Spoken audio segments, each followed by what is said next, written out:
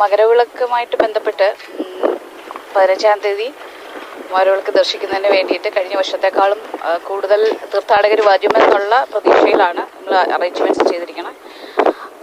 പുല്ലുമേട്, അതുപോലെ പാഞ്ചാലിമേട്, പരുന്തുംപാറ ഈ 3 സ്ഥലങ്ങളിൽ ആവശ്യമായ ക്രമീകരണങ്ങൾ ഏർപ്പെടുത്തിയിട്ടുണ്ട്. സുരക്ഷാ ബാരിക്കേഡുകൾ, അതുപോലെ എല്ലാ വകുപ്പുകളുടെയും ഹെൽത്തിൻ്റെ ആംബുലൻസുകൾ, ഫയർഫോഴ്സിൻ്റെ ആംബുലൻസ്, പോലീസിൻ്റെ ആവശ്യമായ മെന്ന് എല്ലാം നമ്മളിപ്പോൾ അറേഞ്ച് ചെയ്തിട്ടുണ്ട്.